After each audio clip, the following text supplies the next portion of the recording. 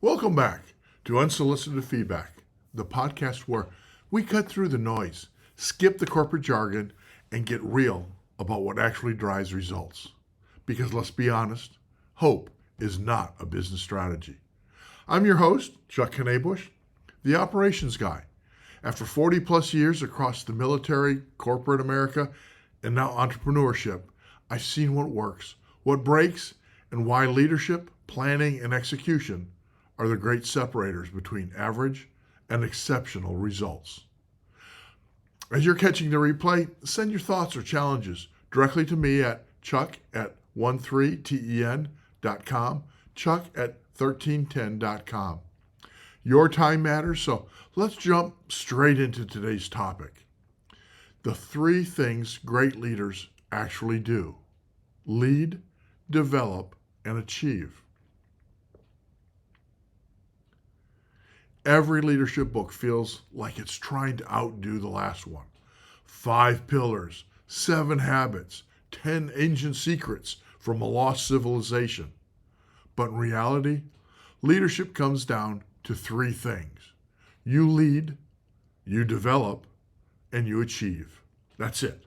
Not 37 competencies, not a 14-page job description, 3 actions. And yet, most leaders struggle with all 3. Not for a lack of effort, but because the modern business environment pulls them in the opposite direction. The biggest problem is simple, but brutal. Most leaders don't do leadership. They react their way through the day. They're stuck in inboxes, firefighting, chasing issues, answering the same questions from the same people, and trying to survive meetings that should have been emails. They aren't leading, they aren't developing people, and they sure aren't achieving anything beyond short-term survival. Let me hit you with some hard data. Harvard Business Review found that leaders only spend 10% of their time on strategy and people development. Gallup reports that 70% of the team engagement is directly tied to the quality of leadership. And in manufacturing, the average supervisor loses 28% of productive time every week to preventable chaos. When leaders aren't leading, developing, and achieving, the organization drifts, the team stalls, and the leader burns out. If you want to spot whether a leader's failing at all 3 of these actions, look for the loudest symptom. Everything depends on them. If they don't show up, the place slows down. If they take a vacation, work backs up like a clogged sewer line. And if they stop pushing, nothing moves. Let me tell you a quick story. Years ago, I worked with a plant whose manager was the hero leader. Great guy, hard worker, always first in the building and last to leave. The problem? He was the only one who knew how anything worked. When a machine went down, the team called him. When a shipment was late, they called him. When a forklift needed charging, they called him. Yeah, I wish I was exaggerating. Guess what happened when he took 1 week off? Production dropped 37%. Quality issues doubled, and the team morale tanked because everyone realized they were flying blind without him. This is what happens when leaders don't lead, don't develop people, and don't create a system that achieves. When leaders realize this mess, they usually try 3 very predictable fixes. Fix number 1, work harder. They stay later, answer more emails, attempt to get ahead of things. Spoiler alert, the mountain of chaos grows faster than their effort level. Fix number 2, they delegate randomly. They throw tasks at people without training them, without equipping them, or setting expectations. That's not delegation. That's gambling. Fix number 3, they buy tools and technology, new software, new dashboards, new apps that promise efficiency. Look, software is great. I'm a tech geek myself. but it does not replace leadership, development, or accountability. These fixes feel productive, but change absolutely nothing. So here's the hard truth. You can't fix leadership problems with more effort, more tools, or more noise, because the root cause isn't capacity, it's clarity.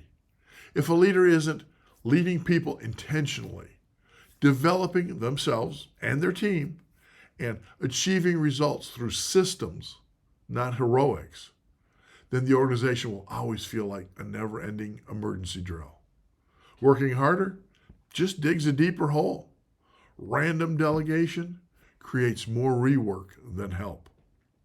Technology automates chaos instead of eliminating it. These don't work because they address symptoms, not the core leadership responsibilities. If you want to fix this once and for all, here's the move to make.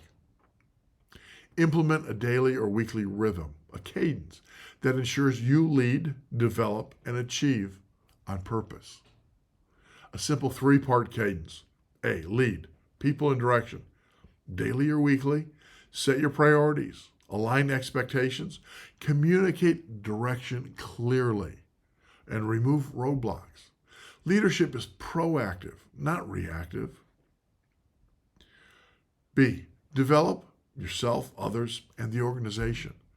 Weekly actions would include one-on-one coaching, skill training or cross-training. Reflect on decisions and evaluate the culture and the behavior. Remember, if your people aren't growing, your business can't either. C, achieve results through systems. Weekly or bi-weekly actions would include review KPIs, strengthen processes, spot trends before they explode, and clarify accountability. This moves you from hero mode to systems mode. When you install this rhythm, this cadence, the chaos drops. The team rises to the occasion, and you finally become the leader the organization actually needs. And the best part? You stop surviving your job and start running it. Leadership isn't complicated.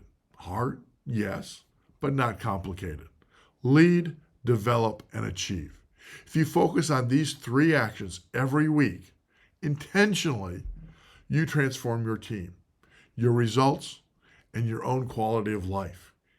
If you want more frameworks like this, from self-leadership to team execution to organizational systems, hit subscribe, like the video, and drop a comment on which of the 3 you need to work on most: leading, developing, or achieving. And that's a wrap for today's episode of Unsolicited Feedback. Thanks for joining me, but don't just nod along. Apply something from today's conversation, because results just don't show up from listening. No, they show up because you did something. Even one small action this week will move the needle farther than a month of good intentions. If you want to go deeper, scan the QR code or schedule a 30-minute strategy chat. I'd love to hear how you're using planning, leadership, and execution to make sure hope never becomes your business strategy. Drop a comment and like the episode. I'm Chuck Knabusch. Until next time, stay focused, stay disciplined, and don't you dare rely on hope.